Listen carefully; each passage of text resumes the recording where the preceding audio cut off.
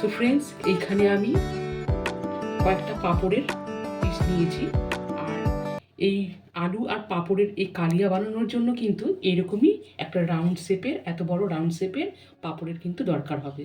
তো গাইস, আমি কয়েকটা এখানে পাঁপড়ের পিস নিয়ে নিয়েছি।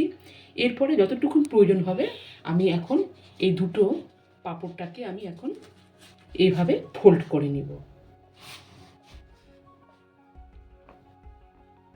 এইভাবে আমি ফোল্ড করে নিলাম। ফোল্ড করে নেওয়ার পরে এখন আমি এই মাঝের অংশটাকে এইভাবে দাবিয়ে নিচ্ছি।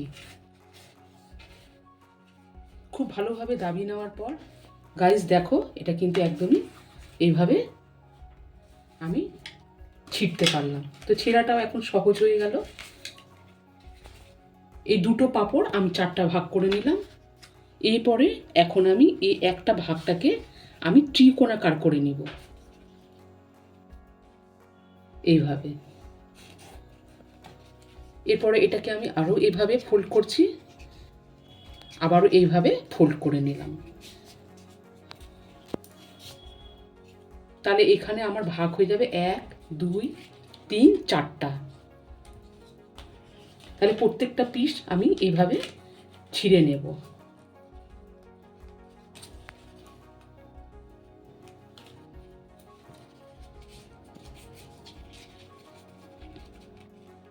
সো ফ্রেন্ডস, হয়ে গেল এখানে 4টা করে পিস।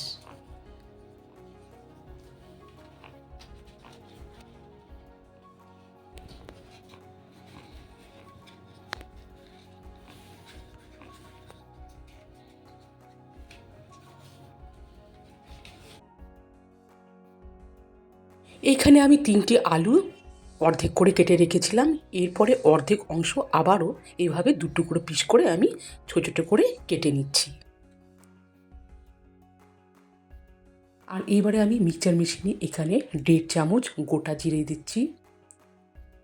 গোটা জিরে দেওয়ার পরে এখানে 4টা কাঁচা লঙ্কা আর কয়েকটা গোলমরিচ দিচ্ছি। আর তার সাথে সামান্য পরিমাণে আমি জল অ্যাড করে নিলাম। জল অ্যাড করে এটাকে আমি মিক্সচার মেশিনে কিছুটা গ্রাইন্ড করার পর আবারও একটা মিডিয়াম সাইজের টমেটো কুচি দিয়ে এবারে একটা পেস্ট বানিয়ে নিলাম। এরপরে ওভেনে কড়াইয়ে আমি দিয়ে দিয়েছি তেল। তেল গরম হয়ে গেলে এখন আমি এই পাঁপড়ের পিসগুলোকে একটা একটা করে ভেজে তুলে নিব।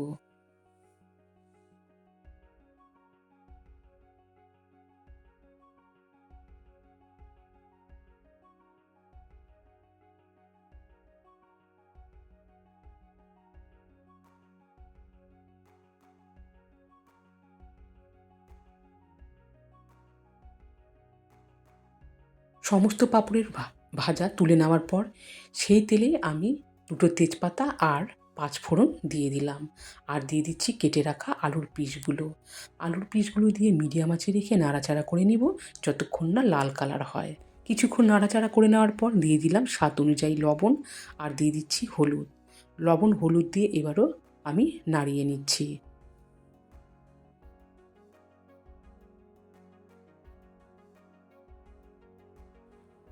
সো গাইস, লবণ হলুদ দিয়ে আলুগুলোকে ভেজে নেওয়ার পরে কিছুক্ষণ নাড়াচাড়া করার পরে দিয়ে দিলাম এখানে মশলার পেস্টটা। আর আমি এখানে পেঁয়াজ রসুন আদা বাটা কিছুই দিচ্ছি না, একদম জিরে গোলমরিচ আর কাঁচা লঙ্কা বাটা দিয়ে এই রেসিপিটা আমি করছি। আর তোমরা চাইলে এখানে পেঁয়াজ রসুনও দিতে পারো। সো গাইস, কিছুক্ষণ নাড়াচাড়া করার পর আমি এখন দিয়ে দিচ্ছি 1 মুঠো এখানে আছে কড়াইশুঁটি। 1 মুঠো সবুজ কড়াইশুঁটি দিয়ে আবারও নাড়াচাড়া করে নিচ্ছি যতক্ষণ না মশলাগুলো ভালো করে কষে যায়। সো গাইস দেখো, মশলার সাথে কিন্তু পুরোপুরিভাবে আলুটা বেশ ভাজা ভাজাও হয়ে গেছে। আর এখন আমি এতে দিয়ে দিচ্ছি জল। জলের পরিমাণটা আমি এখানে খুব কমও না আর বেশিও রাখছি না।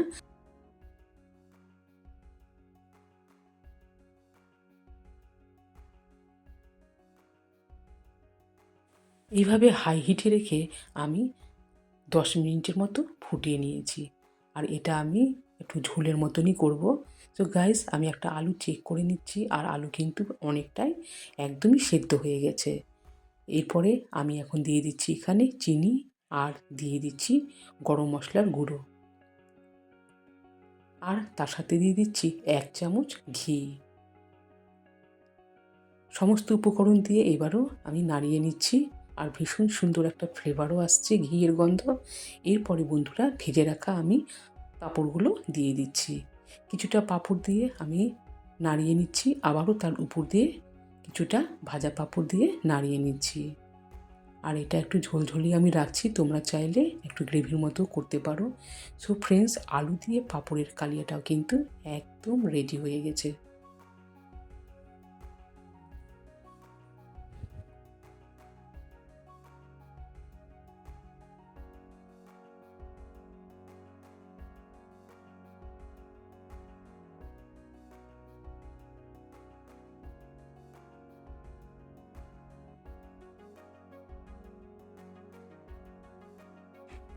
তাহলে বন্ধুরা, আমি একটি পাত্রে আলু দিয়ে পাঁপড়ের এই কালিয়া সার্ভ করলাম।